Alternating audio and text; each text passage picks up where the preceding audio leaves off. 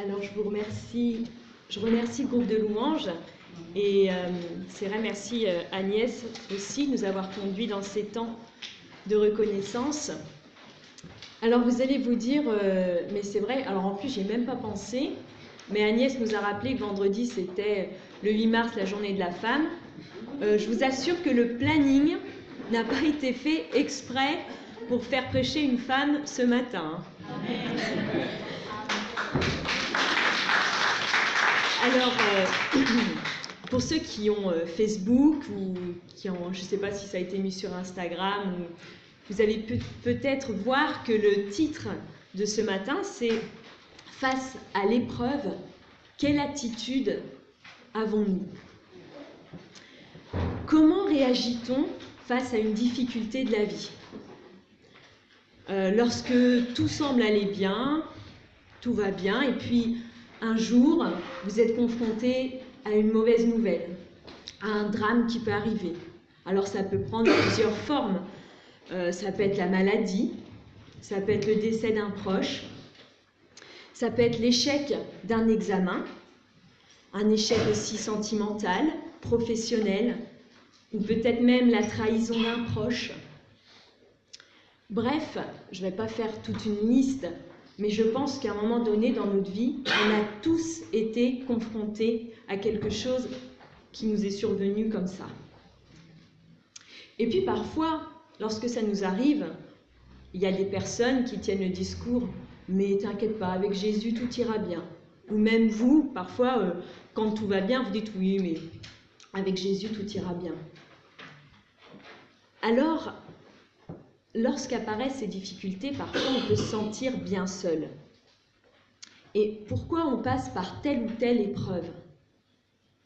Ou bien on ne comprend pas, on prie et il ne se passe rien.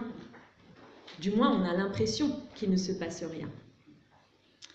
Pour illustrer mes propos, j'aimerais qu'on fasse une lecture ensemble dans Jean, au chapitre 11.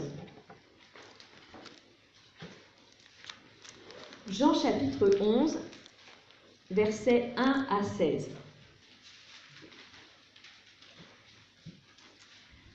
Un homme appelé Lazare tomba malade. Il habitait Béthanie, le village où vivaient Marie et sa sœur Marthe. Marie était cette femme qui répandit du parfum sur les pieds du Seigneur et les essuya avec ses cheveux. Et c'était son frère Lazare qui était malade. Les deux sœurs envoyèrent quelqu'un dire à Jésus « Seigneur, ton ami est malade. » Lorsque Jésus apprit cette nouvelle, il dit « La maladie de Lazare ne le fera pas mourir. Elle doit servir à montrer la puissance glorieuse de Dieu et à manifester ainsi la gloire du Fils de Dieu. » Jésus aimait Marthe et sa sœur ainsi que Lazare. Or, quand il apprit que Lazare était malade, il resta encore 2 jours à l'endroit où il se trouvait. Puis il dit à ses disciples, « Retournons en Judée. » Les disciples lui répondirent, « Maître, il y a très peu de temps, on cherchait à te tuer à coups de pierre là-bas. Et tu veux y retourner ?» Jésus leur dit, « Il y a 12 heures dans le jour, n'est-ce pas? Si quelqu'un marche pendant le jour, il ne trébuche pas, parce qu'il voit la lumière de ce monde. Mais si quelqu'un marche pendant la nuit, il trébuche, parce qu'il n'y a pas de lumière en lui. » Après avoir dit cela, Jésus ajouta, « Notre ami Lazare s'est endormi, mais je vais aller le réveiller. » Les disciples répondirent, « Seigneur, s'il est endormi, il guérira. » En fait, Jésus avait parlé de la mort de Lazare, mais les disciples pensaient qu'il parlait du sommeil ordinaire. Jésus leur dit alors clairement, « Lazare est mort. Je me réjouis pour vous de n'avoir pas été là-bas, parce que ainsi vous croirez en moi. Mais allons auprès de lui. » Alors Thomas, surnommé le jumeau, dit aux autres disciples, « Allons-y, nous aussi, pour mourir avec notre Maître. » J'aimerais replacer les choses dans leur contexte. Ici, on est en présence d'une famille chez qui il arrive un drame. Donc, Marthe et Marie ont un frère qui est malade. Ici, dans les 3 premiers versets, on insiste bien sur cette maladie. 3 fois, on nous dit « il est malade, il est malade, il est malade ». Je pense que c'est une volonté aussi de l'auteur pour dire que ce n'est pas une petite grippe. Pardon pour ceux qui ont eu la grippe, je sais qu'on n'est pas bien, mais vous savez, je ne voudrais pas ici vous faire un spoiler. Les jeunes savent ce que c'est qu'un spoiler. Je veux dire, même peut-être les personnes aussi plus âgées, pardon. Hein. Donc un spoiler, vous savez, c'est quand on révèle une histoire, qu'on révèle la fin avant même de l'avoir vue. Donc ici, vous savez tous que Lazare va mourir, mais que Jésus va le ressusciter. Donc ici, on connaît la fin de l'histoire. Mais on comprend également dans cette histoire qu'il y a un lien très proche entre Jésus et cette famille.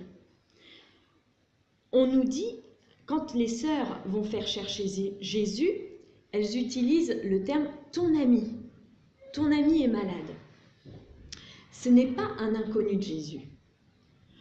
De plus, au verset 5 également, on inverse les choses. Ici, on nous dit « Jésus aimait Marthe et Marie et Lazare ».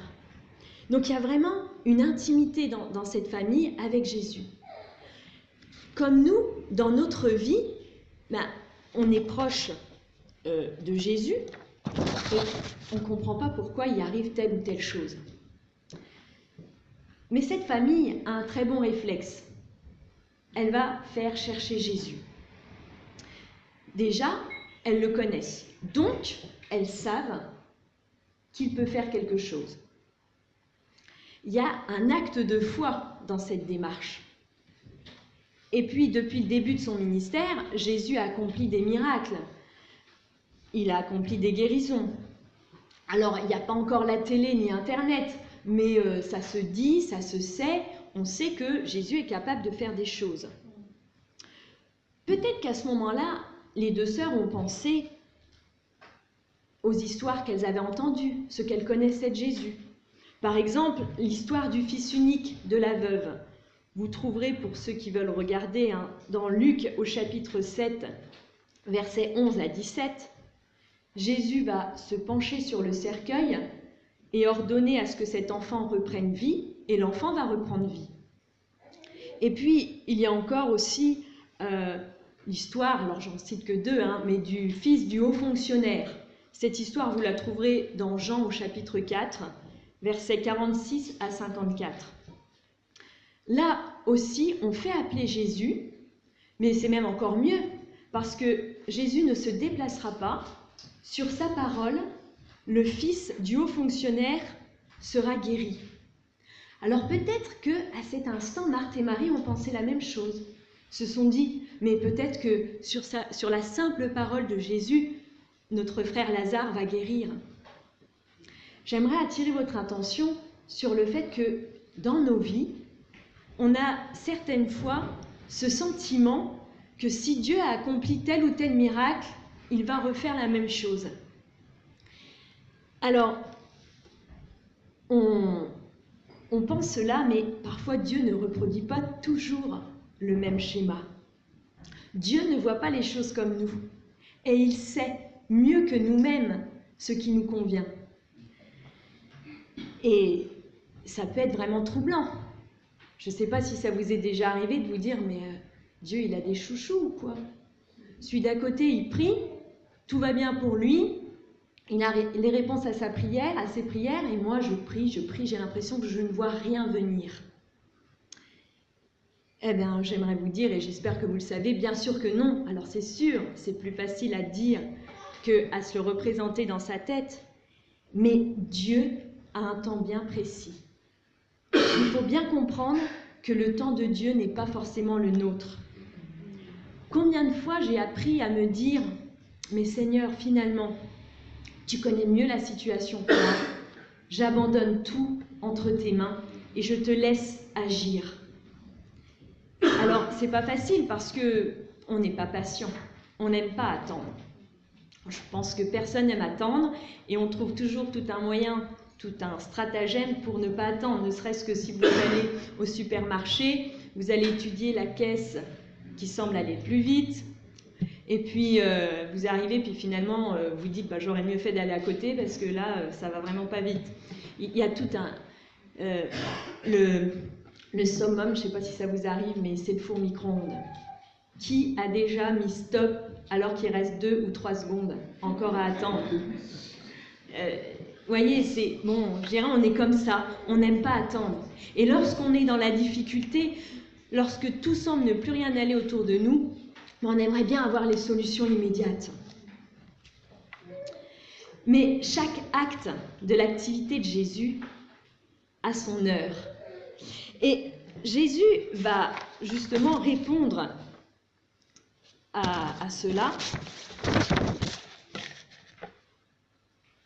Je fais attention parce que je n'aille pas trop vite dans mes notes. Oui, donc non, pardon. Le temps de Dieu n'est pas forcément le nôtre. Et là, ça a dû être long pour les 2 sœurs parce qu'il va rester 2 jours avant d'y aller. Alors donc, il faut persévérer quand même dans la prière et faire confiance à Dieu. Eh bien, ça y est, je pourrais repartir et vous dire, voilà, persévérer dans la prière. Mais non, parce que vous allez avoir, malheureusement, souvent, des choses, des obstacles qui vont venir. J'en ai intitulé un qui s'appelle « La voix de la peur ». Alors, dans les versets 7 et 8, la peur, elle va venir des disciples. Quand Jésus décide de retourner en Judée, tout de suite les disciples disent « Mais maître, tu veux retourner en Judée, mais il y a quelque temps avant, on a voulu te tuer. » Et c'est vrai que si vous lisez le passage d'avant, c'est exactement ça. On a commencé à vouloir intenter à la vie de Jésus. Et donc Jésus décide, il y avait Jérusalem, Béthanie, il y a le Jourdain, et donc il va prendre un temps à part et il va traverser le Jourdain pour aller un peu se mettre à l'écart. Alors, dans nos vies aussi, on peut être confronté à ce genre de choses où on se dit mais la peur nous envahit, on stresse, on dit mais tout est fini, je ne vois pas de solution arriver. Et Dieu a vraiment fait quand même un travail en moi là-dessus. Parce que je vous assure que j'avais aussi beaucoup d'angoisse dès que quelqu'un de ma famille était malade ou dès qu'il arrivait quelque chose, je voyais toujours le pire arriver. Et il y a des schémas de pensée qui arrivent, qui se mettent en place. Alors, j'ai appris à prendre autorité. Et c'est vrai, c'est ce qu'aussi a dit Agnès, on a l'autorité de Dieu et on peut prendre position et dire non, je ne veux pas me laisser entraîner par cette voie de la peur. Ici, Jésus parle des 12 heures du jour et de la nuit. Je disais une fois à Fabien, je disais, mais c'est vrai, Jésus, des fois, quand on lit, il a des remarques un petit peu mystérieuses. On essaye de comprendre, mais pourquoi il parle des 12 heures du jour et des 12 heures de la nuit? Alors, on pourrait interpréter ça de 2 façons. La première, c'est que, ici, en fait, Jésus essaye de dire à ses disciples qu'il y a 12 heures donc, dans le jour, 12 heures dans la nuit, que ce n'est pas encore son temps de mourir. Il va aller progressivement, quand il va aller pour ressusciter Lazare, ça va être le temps où il va aller vers la croix. Mais ici, il leur explique en fait que ce n'est pas encore son temps, donc il n'y a pas à s'inquiéter. C'en est de même pour nous. Dieu a un temps pour toutes choses. On pourrait voir également une autre image. Jésus ici fait la différence entre la lumière du jour et de la nuit. Si on est éclairé par sa lumière, alors on ne trébuche pas, contrairement à l'obscurité de la nuit. Demandons à Dieu de faire le jour sur ces situations délicates qui peuvent nous arriver, qu'il apporte sa lumière afin que l'on distingue les choses différemment. Il ne s'agit pas de faire l'autruche, de dire « tout va bien dans le meilleur des mondes ». Non, mais demandons à Dieu de nous éclairer. À la peur peut venir s'ajouter la voix de l'incompréhension. Les disciples ici ne semblent vraiment pas comprendre ce qui se passe. Oui, mais s'il dort, il va guérir. il y a une incompréhension certaine des disciples, alors que Jésus va tenter de les éclairer quand même par 2 fois. La première fois, au verset 4, lorsqu'il dit que cette maladie n'ira pas à la mort, mais elle sera pour la gloire du Fils de Dieu. Et d'ailleurs, même Jésus va même se réjouir de ne pas avoir été, au moment où Lazare est mort, il est même heureux de ne pas avoir été là-bas. Et cette incompréhension peut aussi se traduire dans notre vie. Mais pourquoi moi? Qu'est-ce qui arrive? J'ai mal agi. Pourtant, je vais à l'église, je prie, je semble avoir une vie bien réglée. C'est ce qu'ont dû peut-être se dire Marthe et Marie. Marthe et Marie, rappelez-vous ce que je vous ai dit au début, elles sont proches de Jésus. Elles ne sont pas inconnues de lui. Plus loin, je n'ai pas lu le passage parce que ça aurait fait trop long, mais plus loin, Marthe et Marie diront chacune à leur tour, c'est assez frappant parce qu'elles le disent vraiment de la même façon. Si tu avais été là, donc elles s'adressent à Jésus, si tu avais été là, mon frère ne serait pas mort. Est-ce que vous reprochez parfois à Jésus de ne pas avoir été là à temps? De ne pas s'être soucié de la situation plus tôt? Oui, parfois il y a vraiment des incompréhensions. Et je suis désolée de vous dire que parfois on ne comprendra pas toujours ici-bas pourquoi c'est arrivé. On restera dans le mystère de voilà, c'est arrivé. Mais si on ne comprend pas toujours les tenants et les aboutissants, nous sommes sûrs d'une chose. Dieu est auprès de nous et il est souverain vraiment dans chaque situation. Ici, il y avait un but bien précis à ce que Lazare meure. La maladie doit servir à montrer la puissance glorieuse de Dieu et à manifester également la gloire du Fils. Bien plus que la résurrection de Lazare, ça préfigure déjà la mort de Jésus pour l'ensemble de l'humanité. Ici, pour nous, c'est facile parce qu'on connaît la fin de l'histoire. Mais dans nos vies, les épreuves que nous traversons nous amèneront à avoir, du moins je l'espère, une relation soutenue avec Dieu. Parfois même, comme ici, la mort de Lazare va entraîner plusieurs choses. L'annonce de la gloire de Dieu, mais l'affermissement de la foi des disciples. Quand il vous arrive quelque chose, peut-être qu'après, lorsque vous allez croiser une personne à qui il est arrivé la même chose, vous pourrez mieux la comprendre, mieux la soutenir, mieux prier avec elle. Et ce qui est incroyable dans cette histoire, c'est qu'un miracle personnel, la résurrection de Lazare, va entraîner bien plus qu'on peut imaginer. Elle va faire, comme je vous l'ai dit, augmenter la foi des disciples. Et Jésus sait à quel point ses disciples vont en avoir besoin quand il va être mené sur la croix et quand il va mourir. Et la lecture de l'histoire de Lazare nous montre aussi que quand Lazare va ressusciter, il y a beaucoup de personnes qui se convertiront suite à cette résurrection. Est-ce que vous avez déjà pensé que certaines difficultés par lesquelles vous passez seront peut-être un moyen pour édifier les personnes qu'il y a autour de vous? Et puis, il y a cette voie de la fatalité.